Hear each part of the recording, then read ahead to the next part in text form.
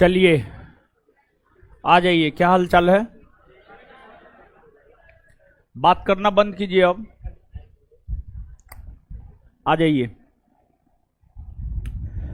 पिछले क्लास में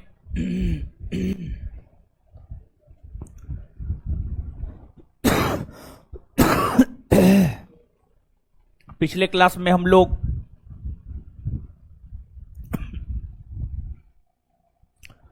जहां तक पढ़े थे वहां से आगे बढ़ेंगे।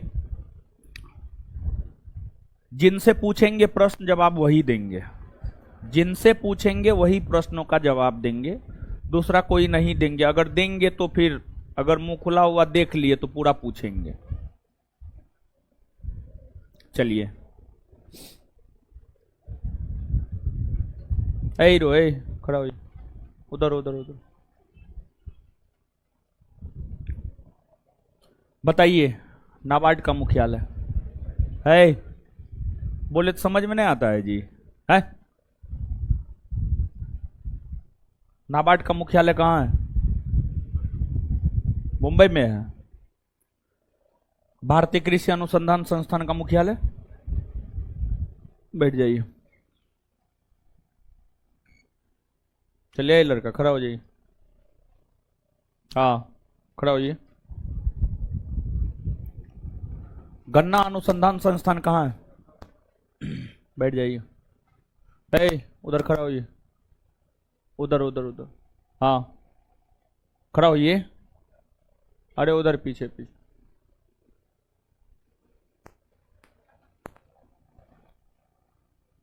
अरे उधर। हाँ खड़ा होइए ना जी। आगे पीछे वाले बैठिए।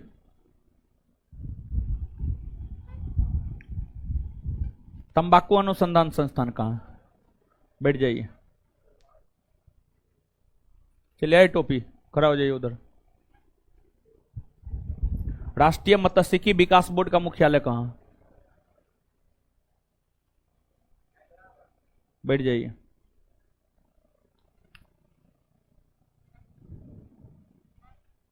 ए लड़की खड़ा हो जाइए उधर। शुष्क बागवानी संस्थान कहाँ? बीकानेर। बैठ जाइए। ए लड़की ए खड़ा हो जाइए इधर, इधर इधर साइड वाली। हाँ खड़ा होइए। हाँ आगे वाली बैठी है। कहाँ है? 9 नंबर का जवाब दीजिए। क्वेश्चन नंबर 9 बोर्ड पे है। हैं? लखनऊ मारेंगे एक चाट मुंह लाल हो जाएगा। कोलकाता में है।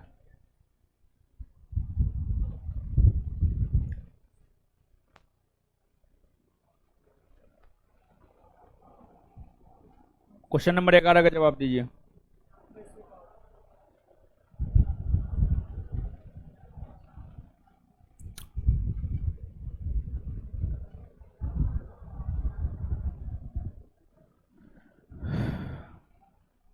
गाय के प्रमुख नस्ल का नाम बोलिए। है? शांत रहिए। हम्म हम्म हम्म।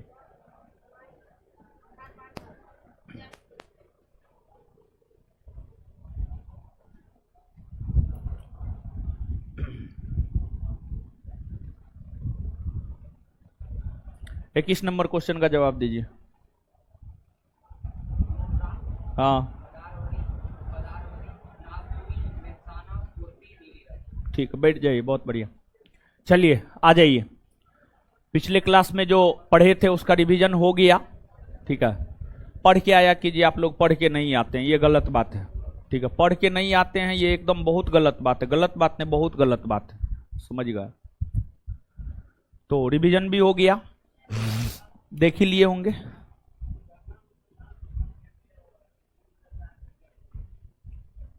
गन्ना प्रजनन केंद्र है कोयम्बटूर में, नहीं लिखाए हैं हम। प्रजनन केंद्र केंद्रीय गन्ना प्रजनन केंद्र कोयम्बटूर में, अनुसंधान संस्थान लखनऊ में। ठीक है, दोनों अलग अलग चीज है और दोनों बात आपके नोट में लिखाए हुए हैं। ठीक है, हैं? हाँ तो कहाँ क्या लिखा हुआ हमको उससे क्या मतलब है? जो लिखाए कॉपी में याद रखिए सीधा, दोनों बात लिखाए हुए हैं।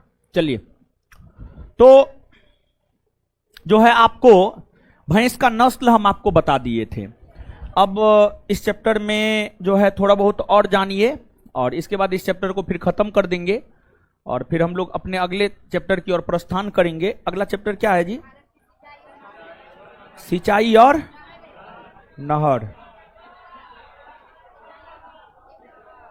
सिंचाई और नहर, ठीक है। पहले आइए,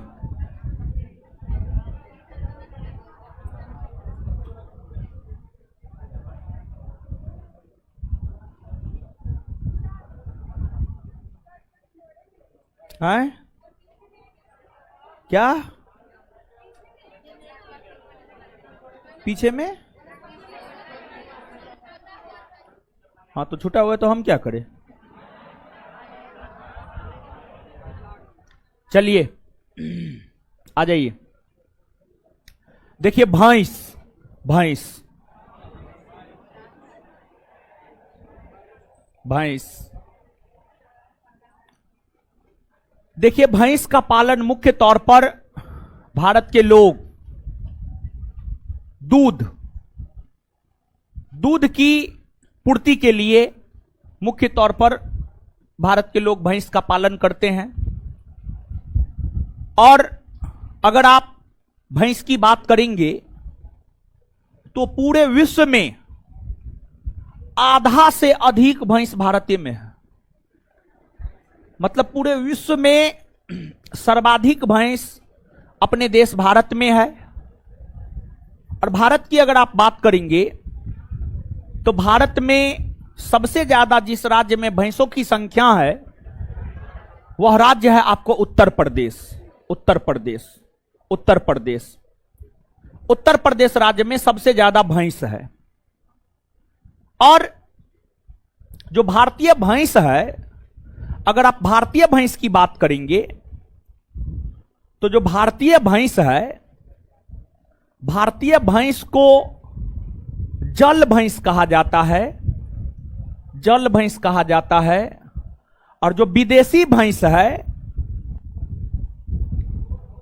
विदेशी भैंस को दलदली भैंस कहा जाता है। विदेशी भैंस को दलदली भैंस कहा जाता है। भारतीय भैंस को जल भैंस और विदेशी भैंस को दलदली भैंस कहा जाता है। और विश्व में सबसे बढ़िया या उत्तम नस्ल का भैंस आपको भारतवर्ष में ही देखने को मिलेगा, भारत में ही देखने को मिलेगा। और भारत के भीतर केंद्रीय भैंस अनुसंधान संस्थान की हम लोग बात करें तो जो केंद्रीय भैंस अनुसंधान संस्थान है ये हरियाणा के हिसार जिला में, हरियाणा के हिसार में केंद्रीय भैंस अनुसंधान संस्थान है। नीचे से लिखिएगा भैंस।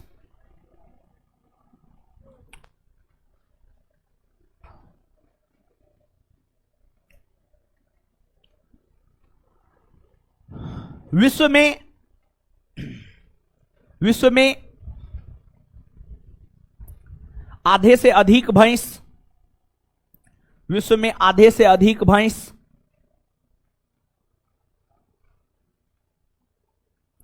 विश्व में आधे से अधिक भैंस विश्व में आधे से अधिक भैंस भारत में, विश्व में आधे से अधिक भैंस भारत में है। भारत में सर्वाधिक संख्या में भैंसों की संख्या, भारत में सबसे ज्यादा भैंस उत्तर प्रदेश में पाई जाती है। ऐसे लिखिए, भारत में सबसे ज्यादा भैंस उत्तर प्रदेश में पाई जाती है। भारत में सबसे ज्यादा भैंस उत्तर प्रदेश में पाई जाती है। भारत में सबसे ज्यादा भैंस उत्तर प्रदेश में पाई जाती है।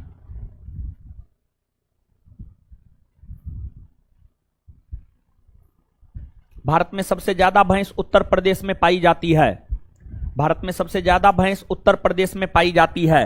भारत में सबसे ज्यादा भैंस उत्तर प्रदेश में पाई जाती है। उत्तर प्रदेश में पाई जाती है। Full stop. नीचे से स्टार मार के लिखिएगा। भारतीय भैंस को जल भैंस, भारतीय भैंस को जल भैंस, भारतीय भैंस को जल भैंस तथा तथा तथा विदेशी भैंस को दलदली भैंस कहा जाता है, तथा विदेशी भैंस को दलदली भैंस कहा जाता है, विदेशी भैंस को दलदली भैंस कहा जाता है, दलदली भैंस कहा जाता है। नेक्स्ट पॉइंट, केंद्रीय भैंस अनुसंधान संस्थान, केंद्रीय भैंस अनुसंधान संस्थान, केंद्रीय भैंस अनुसंधान संस्थान, केंद्रीय भैंस अनुसंधान संस्थान, केंद्रीय भैंस अनुसंधान संस्थान हरियाणा के हिसार जिले में स्थित है, हरियाणा के हिसार जिले में स्थित है। केंद्रीय भैंस अनुसंधान संस्थान हरियाणा के हिसार जिले में स्थित है, हरियाणा के हिसार जिले में स्थित है, हरियाणा के हिसार जिले में स्थित है।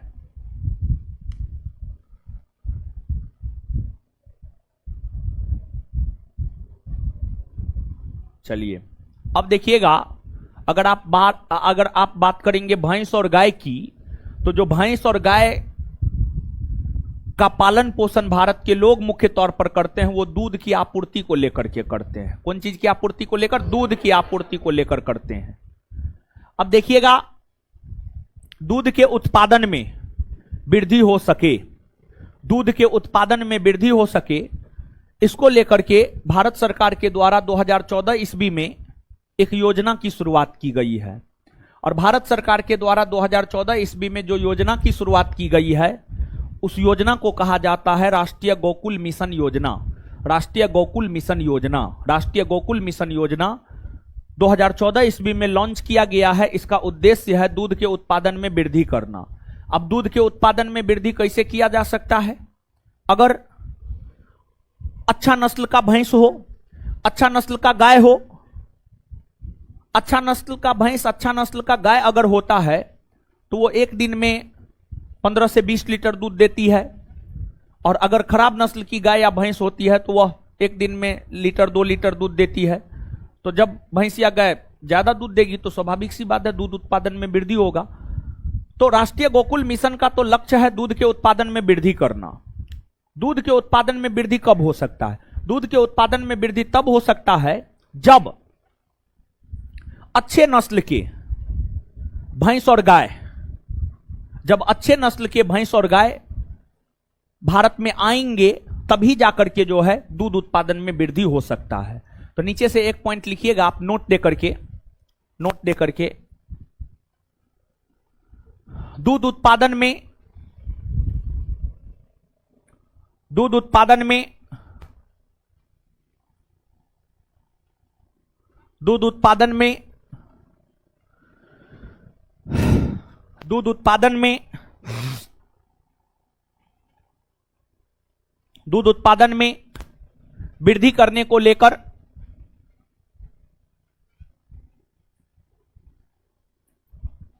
दूध उत्पादन में वृद्धि करने को लेकर 2014 ईस्वी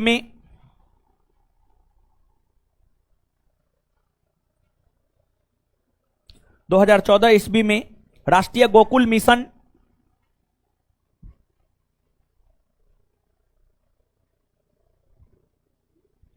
राष्ट्रीय गोकुल मिशन शुरू किया गया है।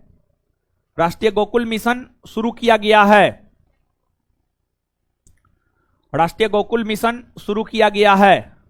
राष्ट्रीय गोकुल मिशन शुरू किया गया है। अब देखिए इसके बाद जो है आगे गाय है, गाय तो हो ही गया, बकरी है, भेड़ है, फिर जो है सुअर है, मुर्गी है। तो ये सब बहुत ज्यादा जरूरी है नहीं, लेकिन गाय जो है थोड़ा सा, गाय तो बता दी, बकरी थोड़ा सा जरूरी है। बकरी को जानिए आप थोड़ा सा, ठीक है, क्योंकि बकरी से संबंधित 2-3 प्रश्न पूछा है, तो बकरी को थोड़ा सा आप जानिएगा। बकरी।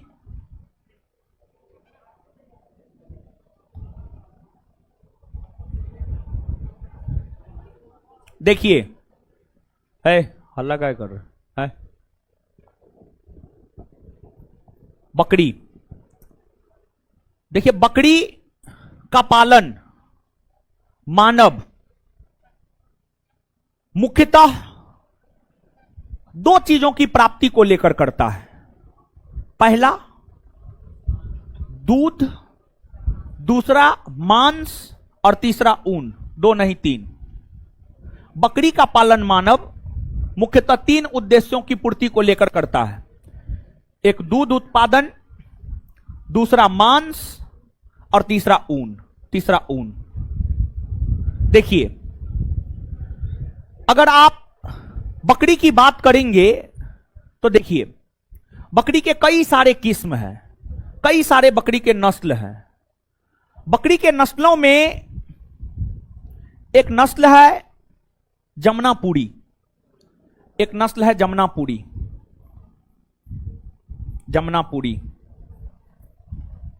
एक नस्ल है बलूची।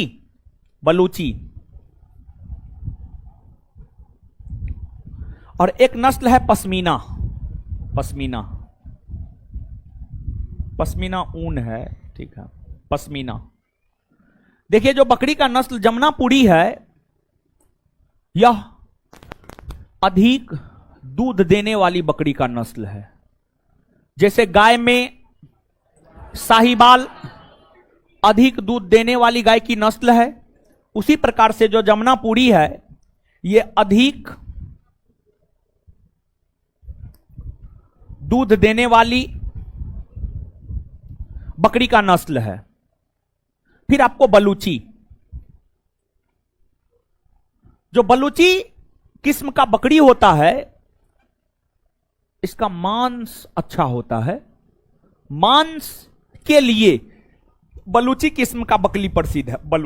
बलूची किस्म का बकरी जो है मांस के लिए प्रसिद्ध है, मांस उत्पादन के लिए प्रसिद्ध है। और पश्मीना एक प्रकार का ऊन होता है। और पश्मीना ऊन की अगर आप बात करेंगे तो पश्मीना ऊन जो है बकरी से प्राप्त होता है। विशेष तौर पर कश्मीर के क्षेत्र में जो बकरी पाई जाती है, कश्मीर, जम्मू कश्मीर के क्षेत्र में जो बकरी पाई जाती है, उस बकरी से पश्मीना नामक ऊन की प्राप्ति होती है। एक आपको अंगोरा ऊन होता है। अंगोरा ऊन की अगर आप बात करेंगे तो अंगोरा ऊन की प्राप्ति भेड़ से होती है, भेड़ से, समझिए, भेड़ से होती है। और देखिए, जिस प्रकार से बकरी का पालन ऊन और मांस के लिए किया जाता है, उसी प्रकार से भेड़ के पालन की अगर हम लोग बात करें तो भेड़ का जो पालन किया जाता है, वह आपको भेड़ का पालन ऊन प्राप्ति के लिए किया जाता है। दूध प्राप्ति के लिए, दूध, भेड़ दूध भी देता है, दूध प्राप्ति के लिए भी भेड़ का पालन किया जाता है। तो ऊन की प्राप्ति, दूध की प्राप्ति और मांस, भेड़ का लोग मांस भी खाता है, समझ गए। अरे आदमी का बस चले तो आदमी को काट के खा जाए, समझे। लेकिन आदमी को जो है इतना ये नहीं होना चाहिए, इतना निर्दयी नहीं होना चाहिए। हर जीव में आत्मा होता है, समझे। तो जो अंगोरा ऊन है, अंगोरा ऊन की प्राप्ति भेड़ से होती है। किससे होती है? भेड़ से होती है। और पश्मीना ऊन की प्राप्ति बकरी से होती है। आपसे पूछा जाता है पश्मीना ऊन की प्राप्ति किससे होती है, तो बकरी से। और अंगोरा ऊन की प्राप्ति किससे होती है? भेड़ से। किससे? भेड़ से। अब समझिएगा, बकरी का दूध गाय और भैंस के दूध की तुलना में ज्यादा फायदेमंद होता है। महात्मा गांधी को आप जानते होंगे, महात्मा गांधी बचपन में बकरी का दूध पिया करते थे। और आप अपने समाज में बहुत सारे तो नहीं, एक्का दुक्का लोग को जरूर जानते होंगे जो बकरी का दूध पिया होगा। और जो बकरी का दूध पीता उसका हड्डी बड़ी मजबूत रहता है, समझ गए। और बकरी के दूध की अगर आप बात करेंगे तो बकरी के दूध में गाय और भैंस के दूध में जितना आयरन होता है ना, आयरन यानी लोहा। अब लोहा मतलब इछोर वाला लोहा ना, क्षार वाला लोहा ना है, हाँ विटामिन वाला, हाँ लोहा।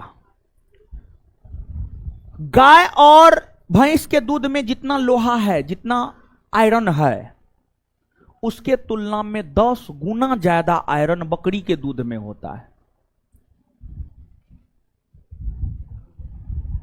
गाय का दूध आप 1 लीटर पीजिए, जितना आयरन मिलेगा, बकरी का दूध 100 ग्राम पी लीजिए, उतना आयरन आपको मिल जाएगा। समझ गए?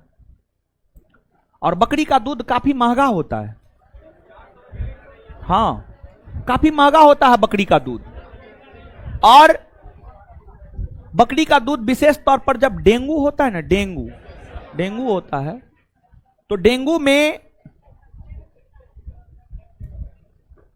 डेंगू बुखार में सेवन करने के लिए दिया जाता है। डेंगू बुखार में सेवन करने के लिए बकरी का दूध दिया जाता है, तो काफी फायदेमंद होता है बकरी का दूध। और अगर आप बकरी की बात करेंगे तो पूरे भारतवर्ष में, पूरे विश्व में अगर आप बात करेंगे बकरी का, तो बकरी भी सबसे ज्यादा अपना भारत में है। और भारत में सबसे ज्यादा बकरी राजस्थान में है। भारत में सबसे ज्यादा बकरी कहां है? राजस्थान में। राजस्थान में सबसे ज्यादा बकरी है।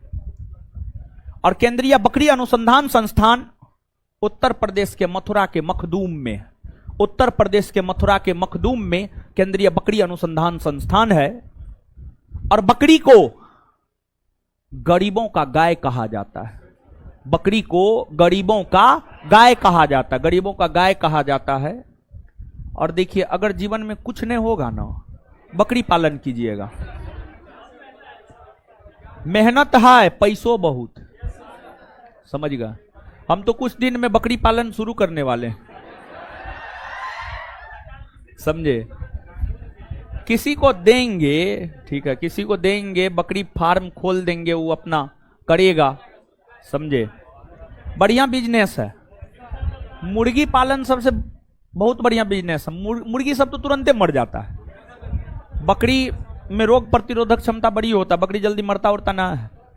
बकरी पालन में एकदम बहुत पैसा है। लिखिए,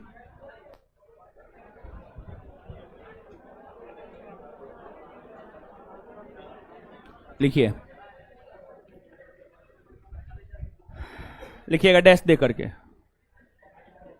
बकरी डैश देकर। बकरी को गरीबों का गाय कहा जाता है। बकरी को गरीबों का गाय कहा जाता है।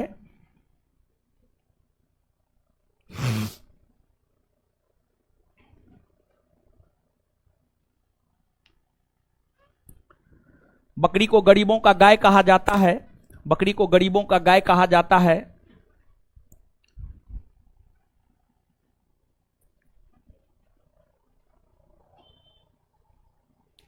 गाय और भैंस के दूध के तुलना में,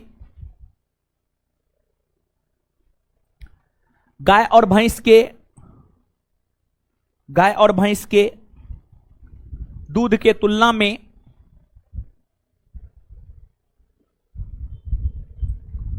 गाय और भैंस के दूध के तुलना में बकरी के दूध में 10 गुना ज्यादा आयरन होता है। बकरी के दूध में 10 गुना ज्यादा आयरन होता है।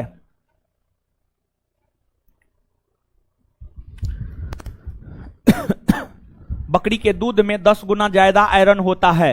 बकरी के दूध में 10 गुना ज्यादा आयरन होता है।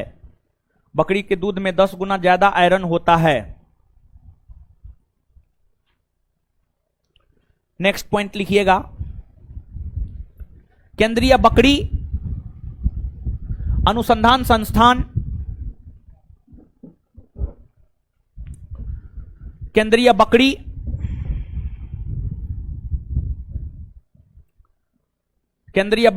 अनुसंधान संस्थान, केंद्रीय बकरी अनुसंधान संस्थान उत्तर प्रदेश के मथुरा के मखदूम में स्थित है। केंद्रीय बकरी अनुसंधान संस्थान उत्तर प्रदेश के मथुरा के मखदूम में स्थित है। उत्तर प्रदेश के मथुरा के मखदूम में स्थित है। उत्तर प्रदेश के मथुरा के मखदूम, म ख दू म, उत्तर प्रदेश के मथुरा के मखदूम में स्थित है। नेक्स्ट नेक्स्ट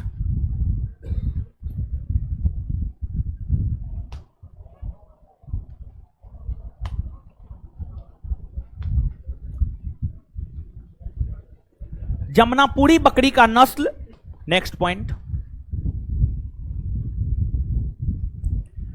जमनापुरी बकरी का नस्ल, जमनापुरी बकरी का नस्ल, जमनापुरी बकरी का नस्ल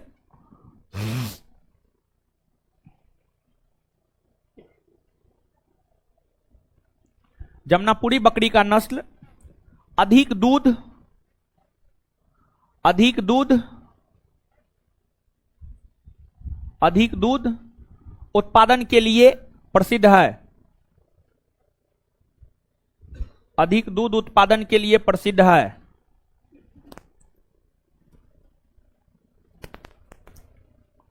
नेक्स्ट, बलूची बकरी का नस्ल,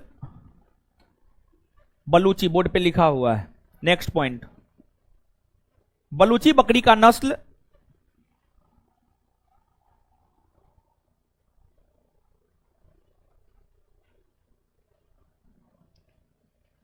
बलूची बकरी का नस्ल मांस के लिए प्रसिद्ध है, मांस के लिए प्रसिद्ध है।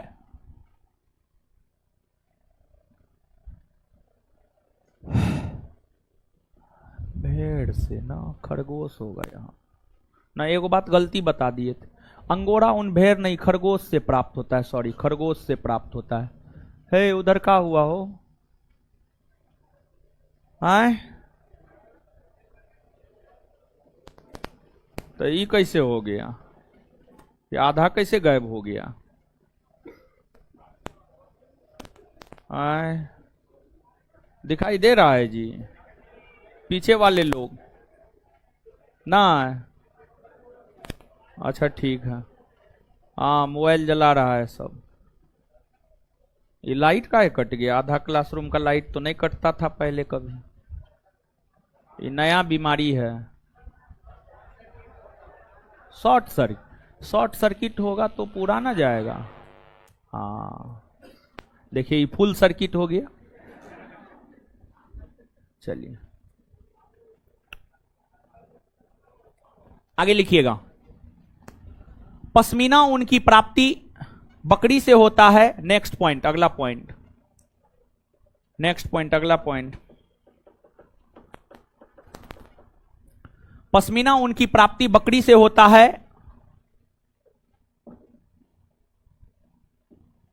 पश्मीना ऊन की प्राप्ति बकरी से होता है, वहीं अंगोरा ऊन की प्राप्ति खरगोश से होता है। पश्मीना ऊन की प्राप्ति बकरी से होता है, वहीं अंगोरा ऊन की प्राप्ति खरगोश से होता है। वहीं अंगोरा ऊन की प्राप्ति खरगोश से होता है।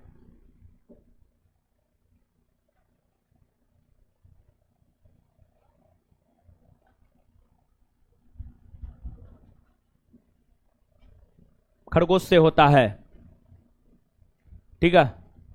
चलिए हो गया, पढ़ने के लिए तो बहुत कुछ है, बहुत ज्यादा जरूरी है ने और सब। चलिए अब हम अगले चैप्टर की ओर प्रस्थान करेंगे। हाँ हाँ सुनिए ना, बात कर रहे हैं ना, आपका क्या क्या समस्या हमको पता है ना। ऑब्जेक्टिव नहीं हुआ, यही ना अल्लाह कर रहे। हाँ ऑब्जेक्टिव कितना चैप्टर तक हुआ है, सिर्फ 2 चैप्टर हुआ, उसके बाद नहीं मिला है। कौन कौन चैप्टर हो गया, भारत एक परिचय और भारत के पर्वत पठार मैदान, उसके बाद नदी उदी से नहीं मिला।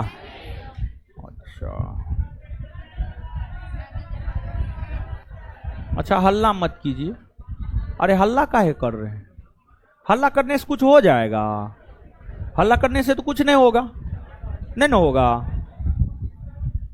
आए अच्छा ऑब्जेक्टिव,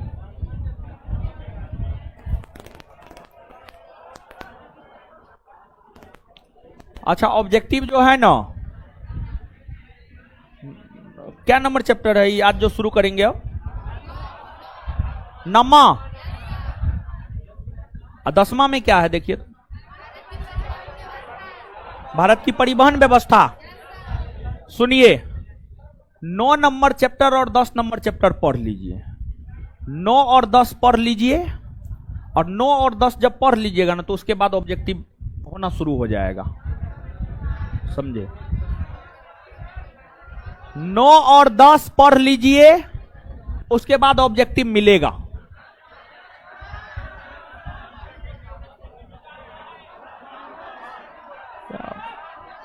आए, वनस्पति नहीं पढ़ा है, नहीं पढ़ा है।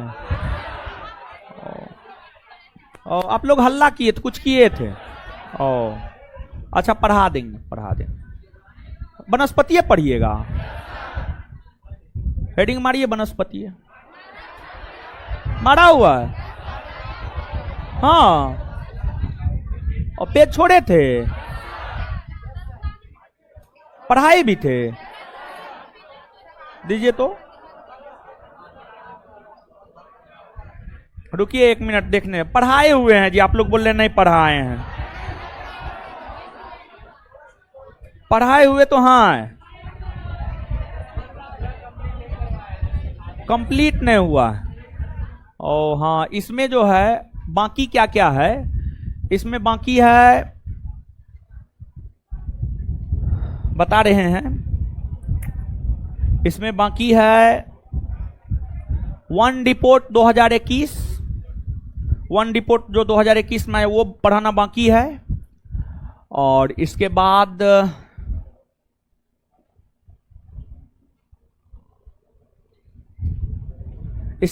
राष्ट्रीय उद्यान सब, जैव मंडल आरक्षित क्षेत्र सब, ये सब बाकी है। हाँ, पढ़ाना बाकी है, ठीक है। लेकिन जो मूल तथ्य था, मूल बात था, वो बता दिए। जो वनस्पति का मूल चीज है वो बता दिए। इसमें बहुत कुछ है, तो आगे जो है ना पहले पढ़ लीजिए। वनस्पति पढ़िएगा।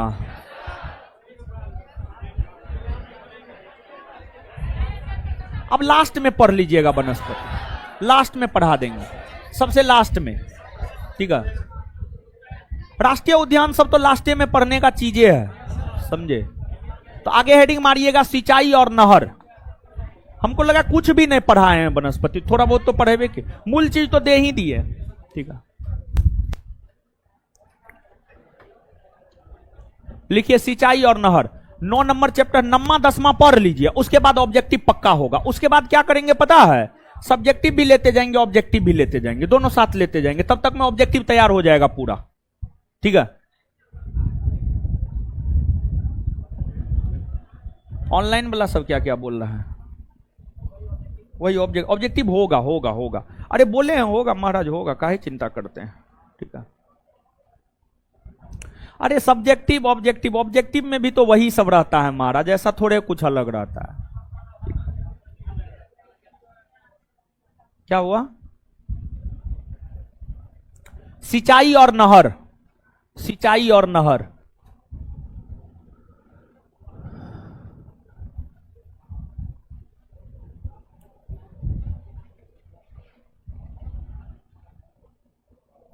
नहर है, सुनिए, भारत, सिंचाई और नहर। देखिए, आप सब लोग जानते हैं और कई दफा हम आपको बताए भी हैं कि भारत की अगर हम लोग बात करें तो जो भारत है यह एक कृषि प्रधान देश है। भारत एक कृषि प्रधान देश है। भारत के 50% से अधिक लोग रोजगार के लिए कृषि पर निर्भर रहते हैं। और जब आप कृषि करेंगे, मतलब जब आप गेहूं चावल उगाएंगे, तो गेहूं चावल को पानी की आवश्यकता होती है। गेहूं चावल जब आप खेत में बोते हैं तो उसको पानी की आवश्यकता होती है। जैसे आप मानव हैं, आप खाना खाते हैं, आपको अपना खाना पचाने के लिए पानी की आवश्यकता होती है। अगर आप खाना खा लेते हैं और साथ ही साथ पानी भी पीते हैं तो आपका खाना पच जाता है। लेकिन अगर आप खाना खाए और पानी ना पिए, बताइए खाना पचेगा? एज ए मानव आप सोचिए थोड़ा सा। और अगर आप सोच नहीं पा रहे हैं तो आप आज रात में जाइएगा, 12 गो रोटी ढकोस लीजिएगा और पानी नहीं पीजिएगा। सुबह में देखिएगा पचा कि नहीं पचा, पता चल जाएगा। तो नहीं पचेगा, पक्का नहीं पचेगा। उसी प्रकार से आप मान लिया जाए कि खेत में गेहूं लगा दिए, धान लगा दिए, मटर लगा दिए, सरसों लगा दिए, मक्का लगा दिए, आलू लगा दिए, कुछ भी आप लगा दीजिए।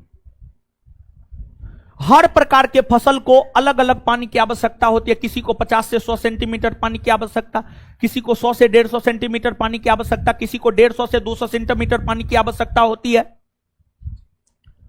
तो गेहूं, चावल, आलू, मक्का सबको पानी की आवश्यकता होती है।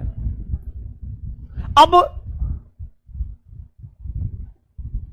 जो भारत के भीतर खेत में लगे फसलों को पानी की आवश्यकता होती है, उस पानी की पूर्ति जिस कृत्रिम तरीका से किया जाता है उसी को सिंचाई कहा जाता है। भारत के भीतर खेत में लगे फसलों को पानी की पूर्ति जिस कृत्रिम तरीका से किया जाता है उसी को सिंचाई कहा जाता है। अब जो भारत में फसल लगे होते हैं उसको पानी की पूर्ति वर्षा से भी हो जाता, वर्षा से भी हो जाता है, वर्षा से होता है। किसान आप देखते होंगे खेत में जब फसल बोने का काम करता है तो किसान वर्षा का इंतजार करता है, वर्षा हो धान बोएंगे। और अगर वर्षा नहीं होता है तो फिर ना चाहते हुए भी किसान को धान की बुआई करने को लेकर पंपिंग सेट से खेत तक पानी पहुंचाना पड़ता है और तब जाकर के धान की बुआई किसान करते हैं।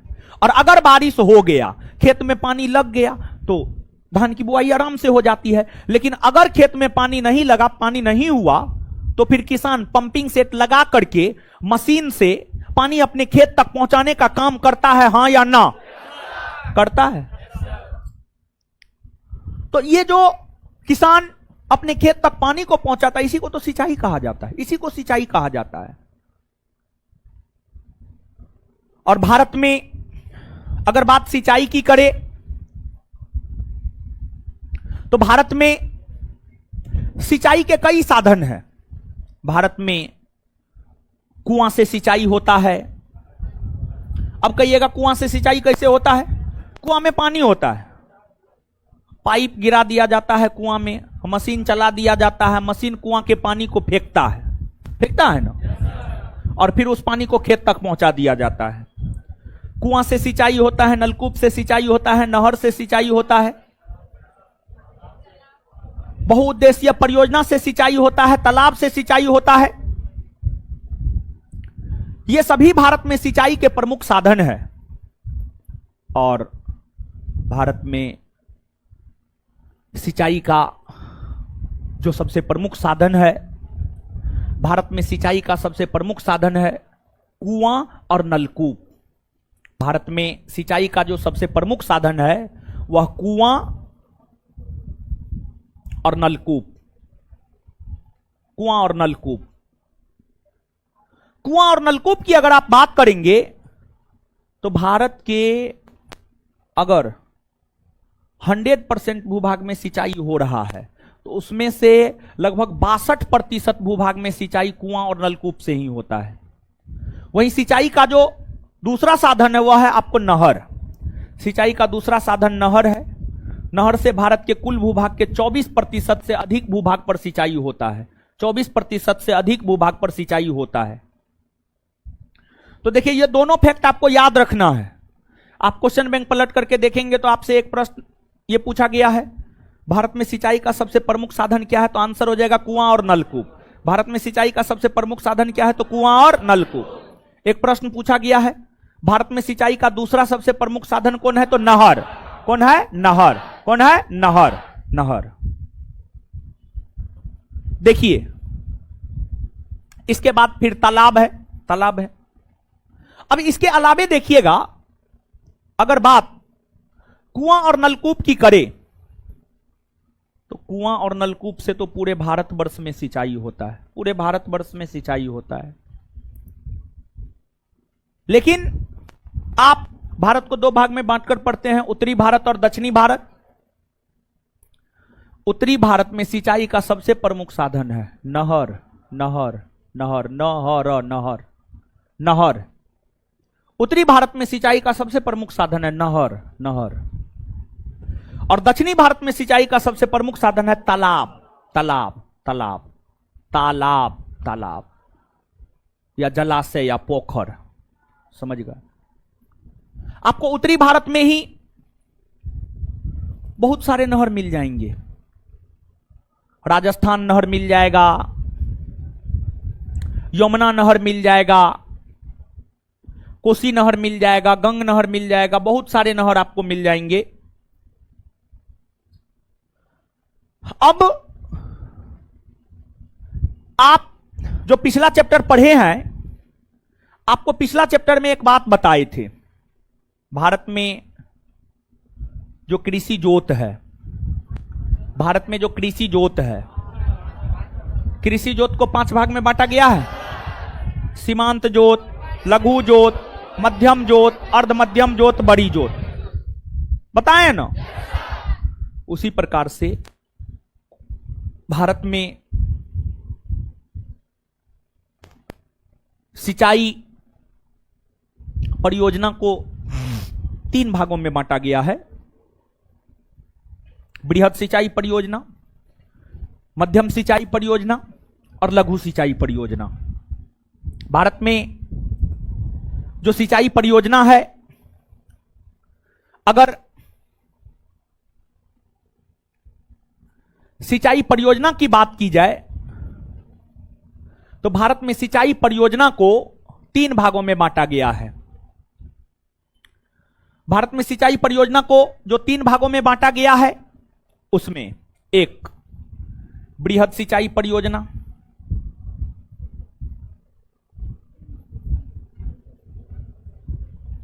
बृहद सिंचाई परियोजना, एक होता है आपको मध्यम सिंचाई परियोजना, मध्यम सिंचाई परियोजना, और एक होता है आपको लघु सिंचाई परियोजना, एक होता है आपको लघु सिंचाई परियोजना,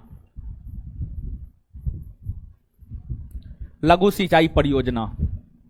अब कहिएगा बृहद सिंचाई परियोजना क्या होता है, मध्यम सिंचाई परियोजना क्या होता है और लघु सिंचाई परियोजना क्या होता है। देखिए, बृहद सिंचाई परियोजना उस सिंचाई परियोजना को कहा जाता है जिस सिंचाई परियोजना के अंतर्गत 10 हेक्टेयर से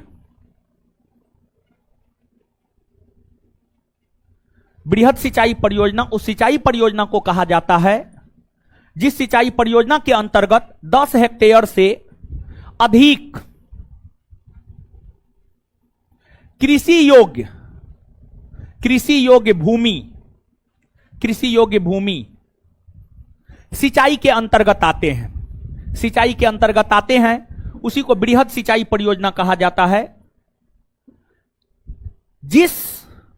बृहद सिंचाई परियोजना उस सिंचाई परियोजना को कहा जाता है जिसके अंतर्गत 10 हेक्टेयर से अधिक कृषि योग्य भूमि सिंचाई के अंतर्गत आता है, सिंचाई के अंतर्गत आता है।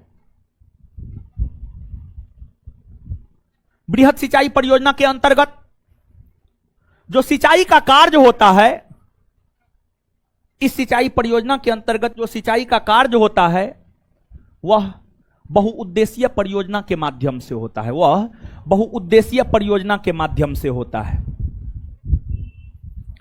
बहुउद्देशीय परियोजना के माध्यम से होता है। अब कहिएगा आप बहुउद्देशीय परियोजना क्या होता है, तो आप याद कीजिए, बहुउद्देशीय परियोजना नहीं पढ़ा है जीवन में, तो कभी पढ़े भी नहीं किए हैं, नहीं पढ़ाए हैं। ए लड़की, ए खड़ा हो, ब्लैक कपड़ा, हाँ खड़ा हो, मारेंगे एक चाट गाले लाल हो जाएगा। नहीं पढ़े हैं? कॉपी दीजिए, तो कॉपी दीजिए, तो कॉपी दीजिए ना, छूटा हुआ है। खड़ा रहिए, घर काहे गए? नहीं जाना चाहिए घर। अरे खड़ा होइए, खड़ा होइए, खड़ा हो, उधर उधर खड़ा हो। हाँ आगे वाले बैठिए, आगे वाले, अरे आगे वाले बैठिए ना। हाँ बोलिए। क्वेश्चन पूछे हैं ये नहीं है, जवाब क्या दे रहे? बहुउद्देशीय परियोजना को किसने आधुनिक भारत का मंदिर कहा? जवाहरलाल। बैठ जाइए। ए लड़की, खड़ा हो। आजाद भारत का प्रथम बहुउद्देशीय परियोजना 1948, नाम क्या है? नाम पूछ रहे हैं हम, हैं? आजाद भारत का प्रथम नदी बहुउद्देशीय परियोजना का नाम क्या है? नाम हम आपसे पूछ रहे हैं।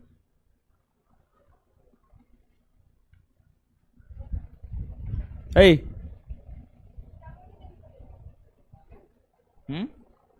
मारेंगे, दांत निकालेगी, मुंह तोड़ देंगे हम। हे, तिलैया बांध कौन नदी पर है? नहीं पढ़े हैं? आप बहुत दिन से पढ़ रहे हैं। फेंक देंगे हम सीधा, मर जाइएगा। जिसको उठा रहे हैं वो बोलना नहीं है पढ़े हैं, तो पढ़ाए हैं किसको? बोर्ड को। ए लड़की, ए खड़ा होइए, ए खड़ा होइए, खड़ा होइए, खड़ा होइए, बताइए।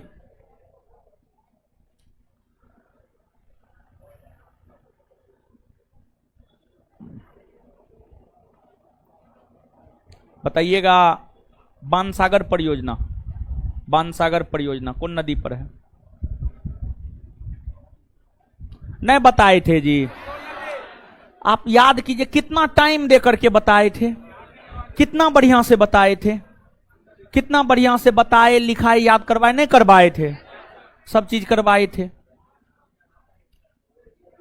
खड़ा रहिए सब। तो इसके अंतर्गत बहुउद्देशीय परियोजना आता है, यानी जो बृहद सिंचाई यानी बड़े भूभाग होते हैं वहां पर सिंचाई होता है बहुउद्देशीय परियोजना के द्वारा। आगे मध्यम सिंचाई परियोजना, वैसी सिंचाई परियोजना जिसके अंतर्गत 2 हेक्टेयर से 10 हेक्टेयर के बीच कृषि योग्य भूमि आता है, उसी को मध्यम सिंचाई परियोजना कहा जाता है। और मध्यम सिंचाई परियोजना के अंतर्गत सिंचाई कार्य नहर के द्वारा होता है। इसके बाद लघु सिंचाई परियोजना, वैसी सिंचाई परियोजना जिस सिंचाई परियोजना के अंतर्गत जो है, वैसी सिंचाई परियोजना जिसके अंतर्गत 2 हेक्टेयर से कम भूमि आता है, 2 हेक्टेयर से कम कृषि योग्य भूमि आता है, उसी को लघु सिंचाई परियोजना कहा जाता है। और अगर भारत की बात करें तो भारत में जो अधिकतर भूभाग पर सिंचाई का कार्य होता है वह लघु सिंचाई परियोजना के अंतर्गत होता है। भारत में अधिकतर भूभाग पर जो सिंचाई का कार्य होता है वह लघु सिंचाई परियोजना के अंतर्गत होता है, लघु सिंचाई परियोजना के अंतर्गत होता है, समझ गए? और लघु सिंचाई परियोजना के अंतर्गत जो सिंचाई होता है वह कुआं, नलकूप, तालाब, कुआं, नलकूप, तालाब जो है, कुआं, नलकूप, तालाब के माध्यम से जो सिंचाई होता है, कुआं, नलकूप, तालाब के माध्यम से जो सिंचाई होता है, ये आपको लघु सिंचाई परियोजना के अंतर्गत आता है।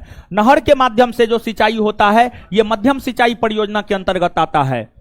और बड़े बड़े नदियों पर बने बांध के पानी को रोककर वहां से जो सिंचाई का कार्य किया जाता है वह बहुउद्देशीय परियोजना कहलाता है। और यह बृहद सिंचाई परियोजना के अंतर्गत जो है सिंचाई उसी पद्धति के तहत होता है। कुछ समझ में आया है? तो यहां पर जानते हैं, परीक्षा के लिहाज से जो बात आपको याद रखना है, परीक्षा के लिहाज से एक बात यह याद रखना है कि भारत में सबसे ज्यादा सिंचाई कौन परियोजना के अंतर्गत होते हैं? तो भारत में सबसे ज्यादा सिंचाई लघु सिंचाई परियोजना के अंतर्गत होते हैं। भारत में सबसे ज्यादा सिंचाई कौन परियोजना के अंतर्गत होते हैं? लघु। कौन परियोजना के अंतर्गत? लघु। लघु, ये बात याद रखना है। बाद बाकी बात नहीं भी याद रखिएगा तो कोई दिक्कत नहीं है, लेकिन परीक्षा हमको जहां तक ध्यान में आ रहा है, परीक्षा का नाम याद नहीं आ रहा है, लेकिन ये भी बात आपसे पूछा जाता है।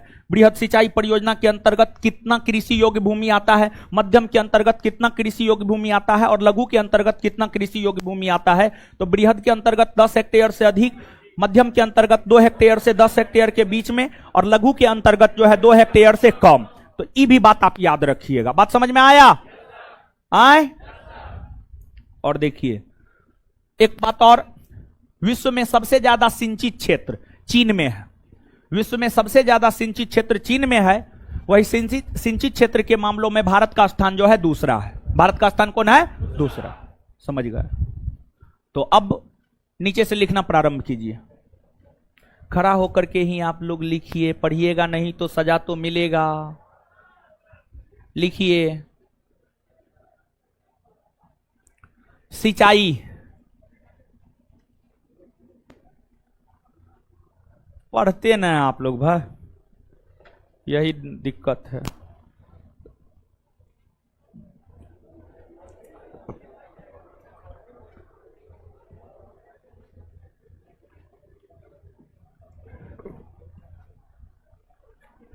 लिखिएगा,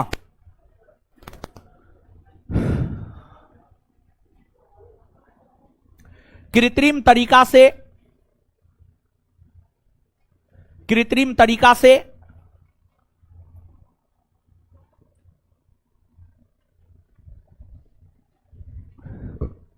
कृत्रिम तरीका से खेत में खड़ी फसलों तक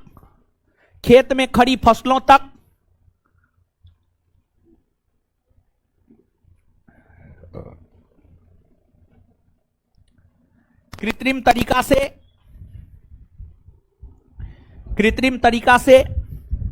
खेत में खड़ी फसलों तक पानी पहुंचाना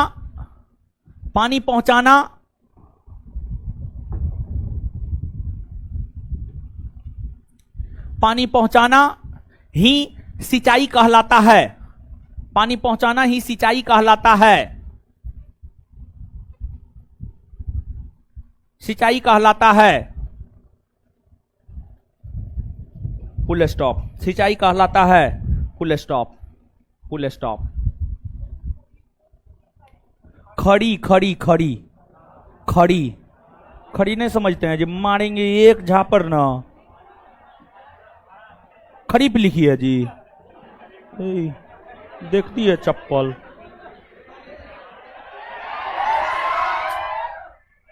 खड़ी फसल बोल रहे तो खरीफ लिख रही है। 10 नंबर चप्पल अटता है मेरे पैर में, समझे?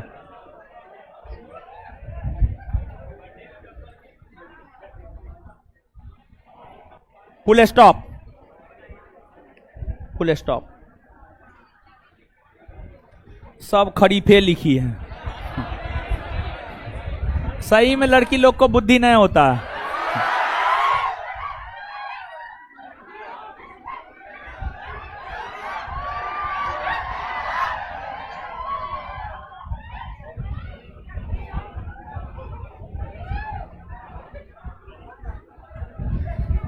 आगे लिखिएगा, आगे लिखिएगा।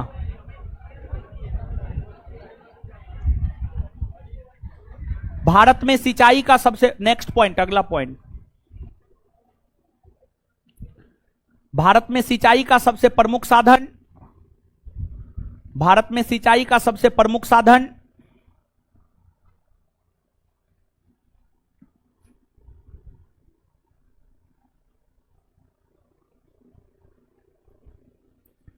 भारत में सिंचाई का सबसे प्रमुख साधन कुआं और नलकूप है। भारत में सिंचाई का सबसे प्रमुख साधन कुआं और नलकूप है।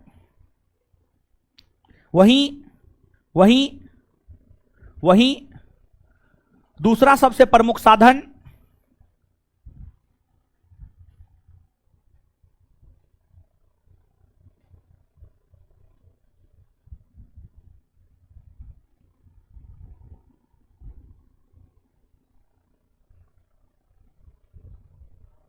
वहीं दूसरा सबसे प्रमुख साधन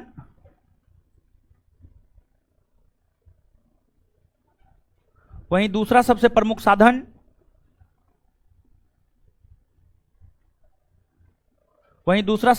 साधन नहर है।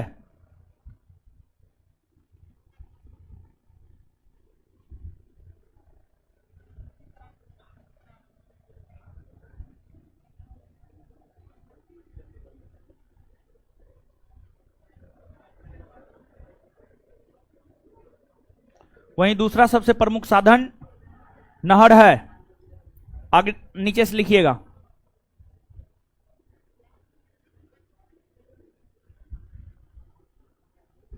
अब नीचे से लिखिएगा।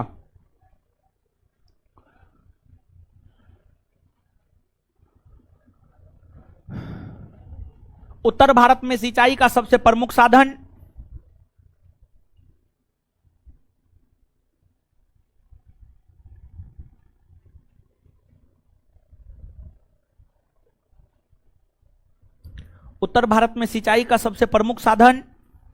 नहर है।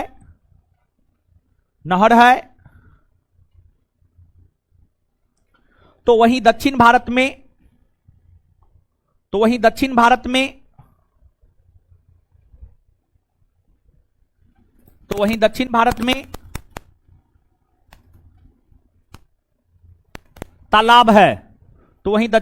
में तालाब है।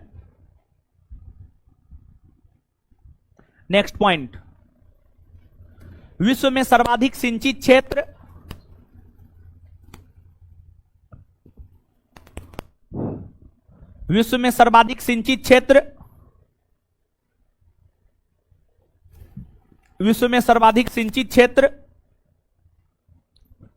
चीन में देखने को मिलता है। विश्व में सर्वाधिक सिंचित क्षेत्र चीन में देखने को मिलता है। तो वहीं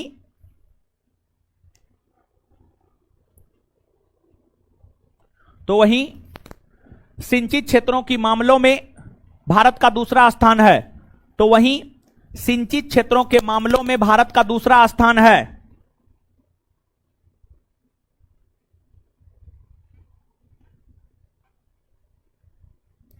तो वहीं सिंचित क्षेत्र के मामलों में भारत का दूसरा स्थान है।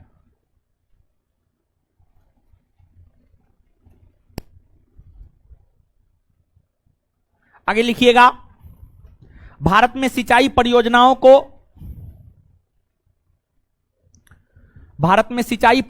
को 3 भागों में बांटा गया है।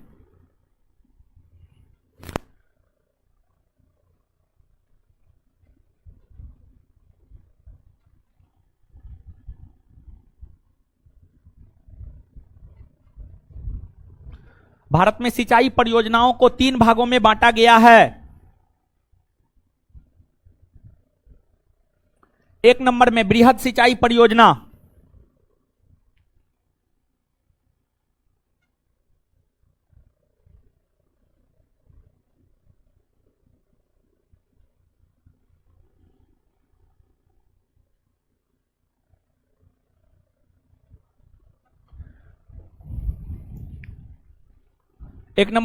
सिंचाई परियोजना, डैश देकर लिखिए। बैठ जाइए, अब हम भी बैठ रहे हैं। पढ़ती उड़ती नहीं है जी, है? चप्पल से चपलाएंगे अब लड़की सबको, लड़का को जूता से।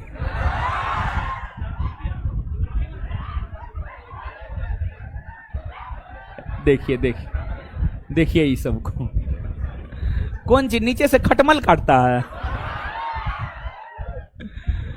लिखिए, बृहद सिंचाई परियोजना,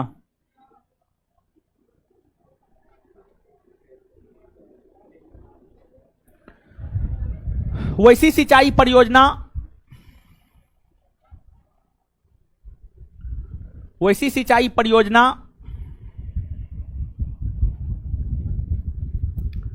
जिसके अंतर्गत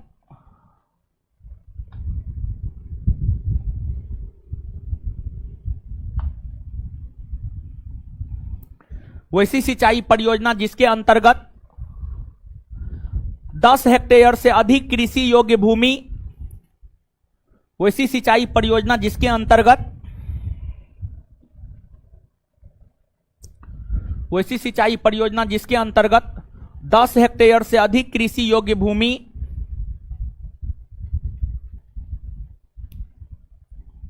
10 हेक्टेयर से अधिक कृषि योग्य भूमि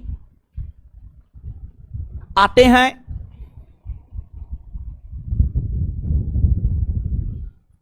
उसे बृहद सिंचाई परियोजना कहा जाता है।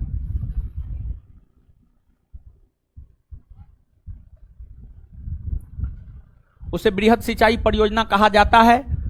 इसके अंतर्गत इसके अंतर्गत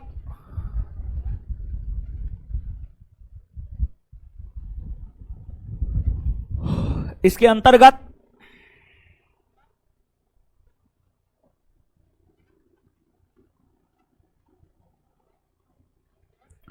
बहुउद्देशीय परियोजना आता है। इसके अंतर्गत बहुउद्देशीय परियोजना आता है। इसके अंतर्गत बहुउद्देशीय परियोजना आता है। इसके अंतर्गत बहुउद्देशीय परियोजना आता है।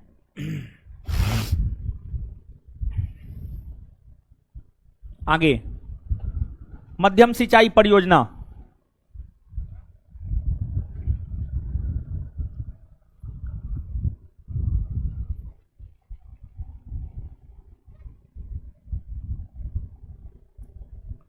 डैश देकर वैसी सिंचाई परियोजना जिसके अंतर्गत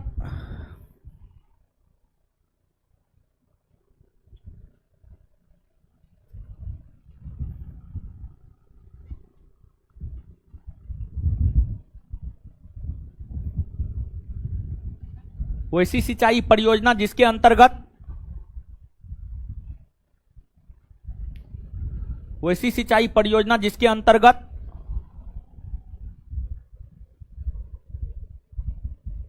2 हेक्टेयर से 10 हेक्टेयर के बीच 2 हेक्टेयर से 10 हेक्टेयर के बीच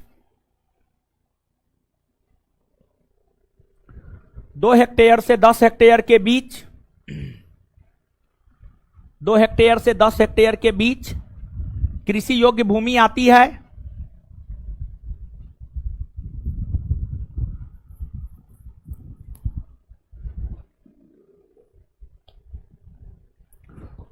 कृषि योग्य भूमि आती है, उसे मध्यम सिंचाई परियोजना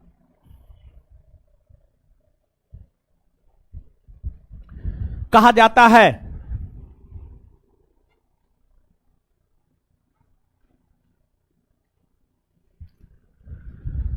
इस सिंचाई परियोजना के अंतर्गत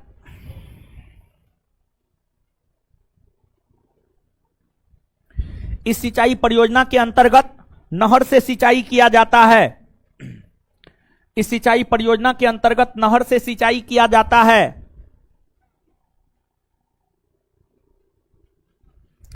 इस सिंचाई परियोजना के अंतर्गत नहर से सिंचाई किया जाता है।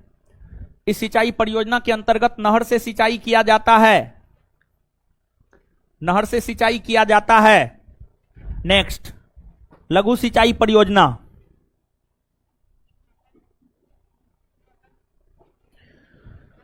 लघु सिंचाई परियोजना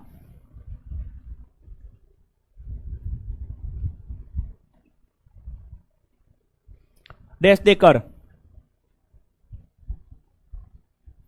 वैसी सिंचाई परियोजना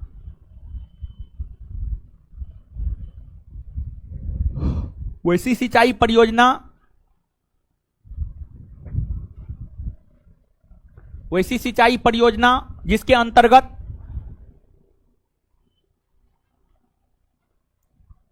जिसके अंतर्गत 2 हेक्टेयर से कम भूमि आता है। 2 हेक्टेयर से कम भूमि आता है।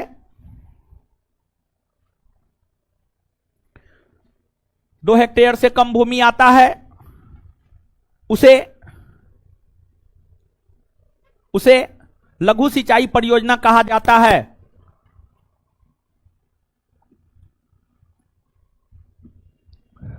उसे लघु सिंचाई परियोजना कहा जाता है। नीचे से नोट देकर के इस पॉइंट को लिखिएगा। एक मिनट नहीं एक मिनट जहां लिखे हैं उसी में लिखिए, उसके बाद नोट देकर लिखाएंगे। इसके अंतर्गत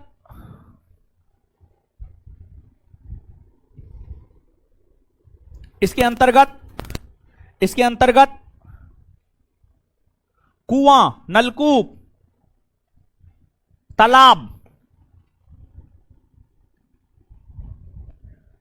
इसके अंतर्गत कुआं, नलकूप, तालाब,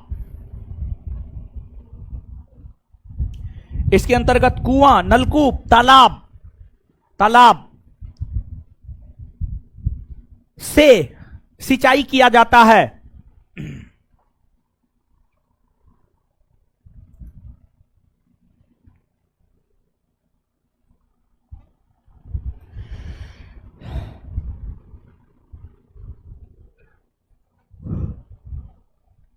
अब नोट देकर के एक पॉइंट लिखिएगा, नोट देकर के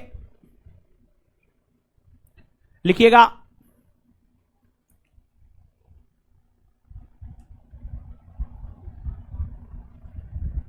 भारत के सर्वाधिक भूभाग पर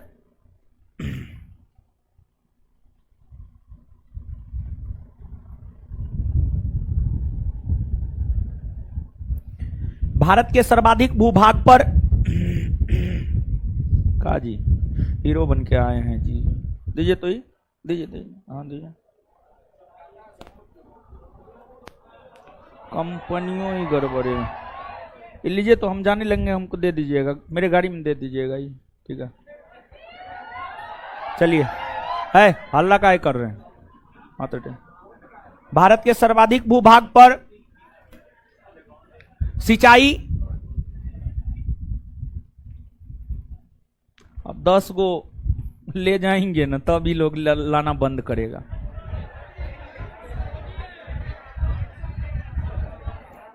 भारत के सर्वाधिक भूभाग पर सिंचाई, लघु सिंचाई परियोजना, भारत के सर्वाधिक भूभाग पर सिंचाई, लघु सिंचाई परियोजना, लघु सिंचाई परियोजना के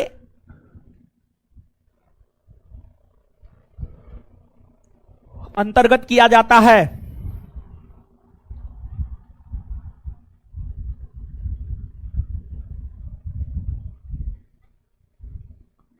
अब देखिए आगे सुनिएगा।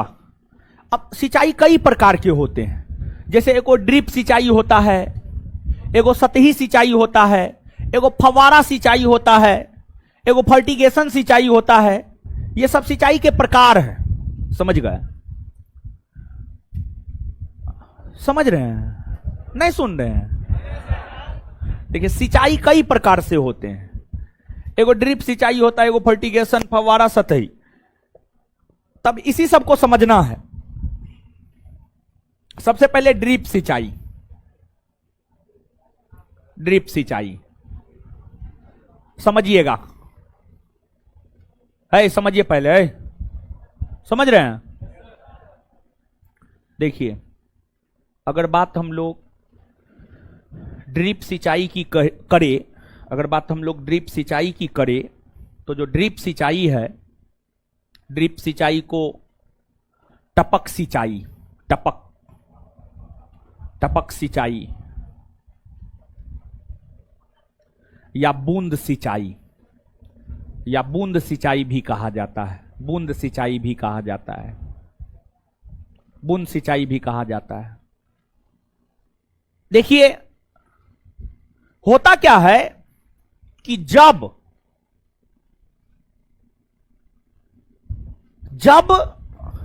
किसी पौधे के जड़ में, जब किसी पौधे के जड़ में बूंद बूंद करके पानी टपका कर सिंचाई किया जाता है, तो उसी को टपक सिंचाई या बूंद सिंचाई या ड्रिप सिंचाई कहा जाता है।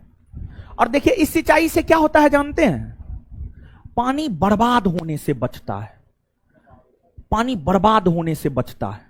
जैसे आप पंपिंग सेट चला दिए नाला बना दिए, पानी जा रहा है, खेत तक पहुंच गया। इसमें पानी का बर्बादी बहुत अधिक होता है। कहीं नाला टूट गया, पानी दूसरे दिशा में बह रहा है, समझ, दूसरे खेत में पानी बहने लगा।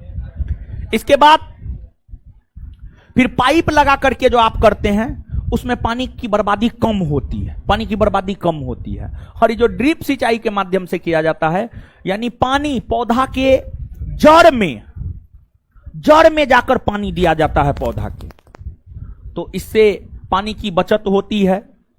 और जल ही जीवन है। इस पृथ्वी पर जल की कोई कमी नहीं है, लेकिन पृथ्वी के 71% भूभाग पर तो जले है, 29% भूभाग पर स्थल है, लेकिन पीने योग्य पानी कितना, 2.5%। तो पीने योग्य पानी की काफी कमी है। तो ड्रिप सिंचाई, टपक सिंचाई या बूंद सिंचाई उस सिंचाई को कहा जाता है जिस सिंचाई के अंतर्गत जो है पौधे के जड़ में पानी बूंद बूंद टपका कर सिंचाई किया जाता है। इसी को बूंद सिंचाई कहा जाता है। और इसकी खोज करने वाला देश है इजराइल। कौन है? इजराइल। जानते हैं यहां पर सबसे ज्यादा महत्वपूर्ण चीज यही है कि ड्रिप सिंचाई का खोजकर्ता कौन देश है, तो आंसर हो जाएगा इजराइल। क्या हो जाएगा? परीक्षा के लिहाज से यही बात महत्वपूर्ण है। इसके बाद एक है फर्टिगेशन। एक क्या है? फर्टिगेशन सिंचाई।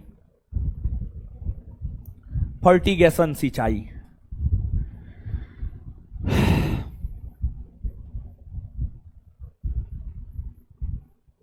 समझिएगा, फर्टिगेशन सिंचाई क्या होता है।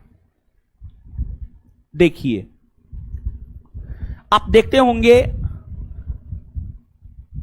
किसान पहले खेत में पानी देता है, पानी देने के कुछ दिन बाद खाद छींटता है, खाद, यूरिया, पोटास या जो भी होता है, जिस फसल के लिए जो रासायनिक खाद आवश्यक वो छींटता है। छींटता है कि नहीं छींटता है? छींटता है।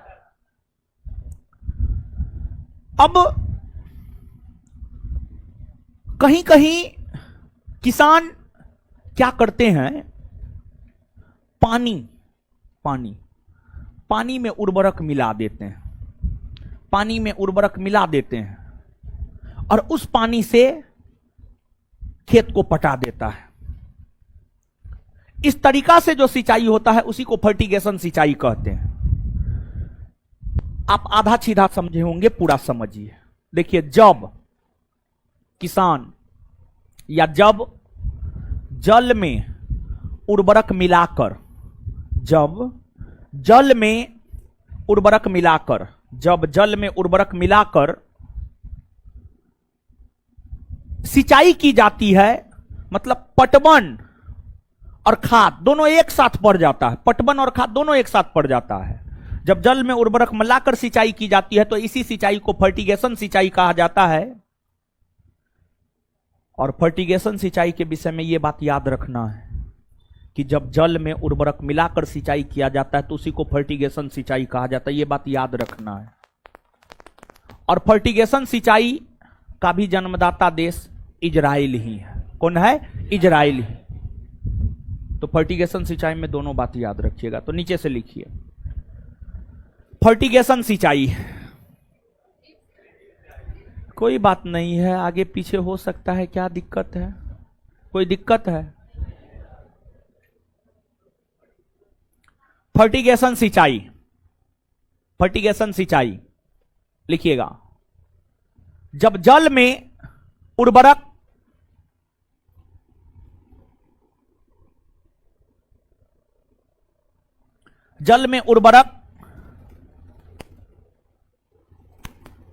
जब जल में उर्वरक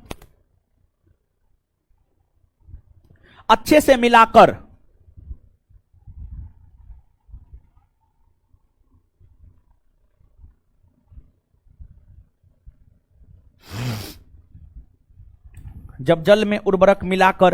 अच्छे से,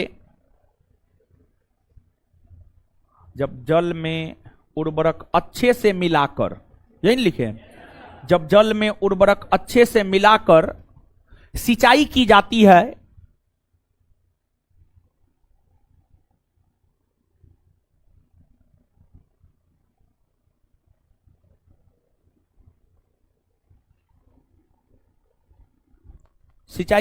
है तो उसे तो उसे तो उसे फर्टिगेशन सिंचाई कहा जाता है।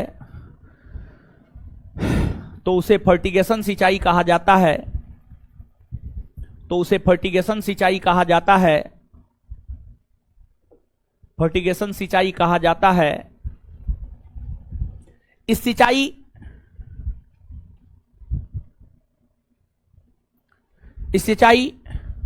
का खोजकर्ता देश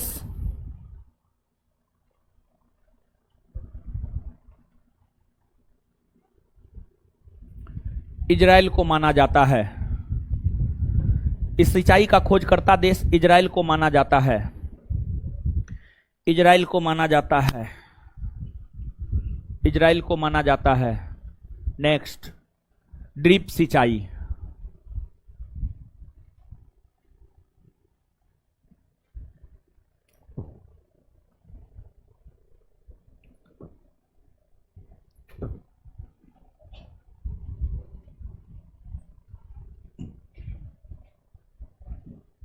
ड्रिप सिंचाई, इसे टपक सिंचाई या बूंद सिंचाई भी कहा जाता है।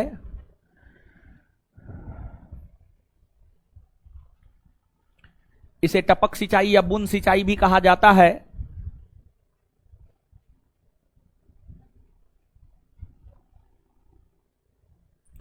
इसके अंतर्गत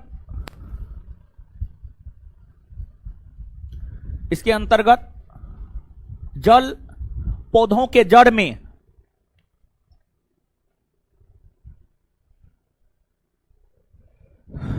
इसके अंतर्गत जल पौधों के जड़ में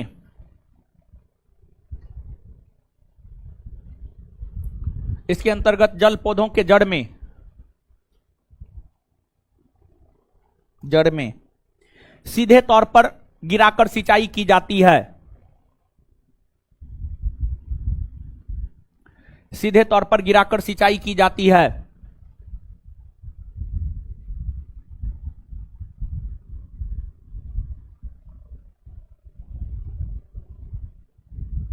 इस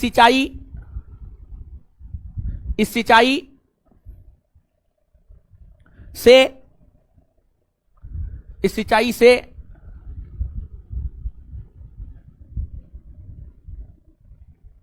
जल को संरक्षण प्रदान किया जाता है।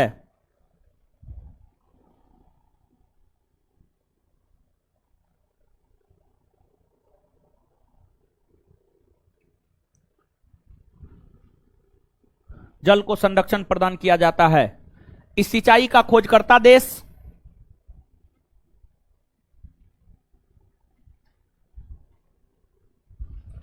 इस सिंचाई का खोजकर्ता देश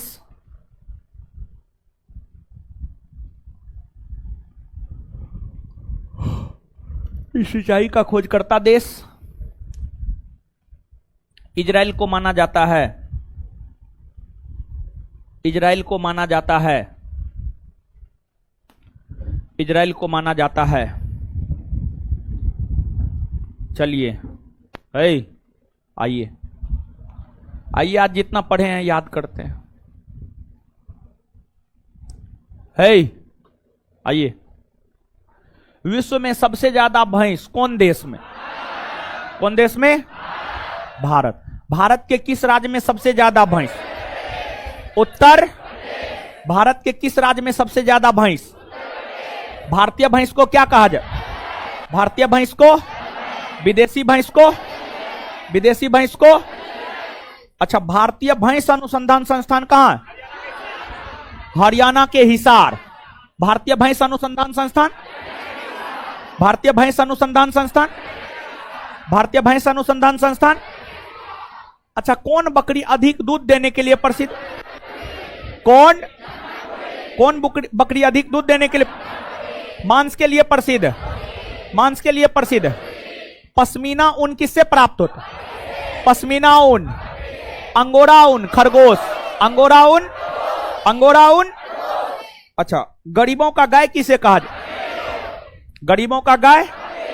बकरी। आगे बताइएगा। बकरी अनुसंधान संस्थान मखदूम, उत्तर प्रदेश के मथुरा के मखदूम। बकरी अनुसंधान केंद्र बकरी अनुसंधान केंद्र मखदूम। चलिए ठीक है, आगे बताइएगा। भारत में सिंचाई का सबसे प्रमुख साधन, सिंचाई का सबसे प्रमुख साधन, दूसरा प्रमुख साधन, दूसरा प्रमुख साधन। उत्तर भारत में सिंचाई कौन चीज से होता है? उत्तर भारत में। दक्षिण भारत तालाब, दक्षिण भारत, दक्षिण भारत। विश्व में सबसे ज्यादा सिंचित क्षेत्र कौन देश में? विश्व में सबसे ज्यादा सिंचित क्षेत्र कौन देश में? कौन देश में? भारत का स्थान, भारत का स्थान। विश्व में सबसे ज्यादा सिंचित क्षेत्र कौन देश में? भारत का स्थान। भारत में सिंचाई परियोजना को कितने भागों में बांट, कौन कौन? बृहद मध्यम और बृहद मध्यम और बृहद सिंचाई परियोजना के अंतर्गत कितना भूमि? 10 हेक्टेयर से। बृहद सिंचाई परियोजना के अंतर्गत कितना भूमि? मध्यम के अंतर्गत, मध्यम के अंतर्गत, लघु के अंतर्गत, लघु के अंतर्गत, लघु के अंतर्गत। भारत में सबसे ज्यादा सिंचाई कौन कौन परियोजना आए? भारत में सबसे ज्यादा सिंचाई कौन परियोजना, कौन परियोजना के अंतर्गत? कौन परियोजना? ड्रिप सिंचाई और फर्टिगेशन सिंचाई का खोज करता देश। ड्रिप सिंचाई और फर्टिगेशन सिंचाई का खोज करता देश कौन है? कौन है? अच्छा, कौन सिंचाई में जल और उर्वरक दोनों एक साथ मिला है? किसमें? आए? क्लियर है? इससे आगे अगले क्लास में मिलेंगे। हमको निकलने दीजिए, तब निकलिएगा। धन्यवाद सभी लोगों को।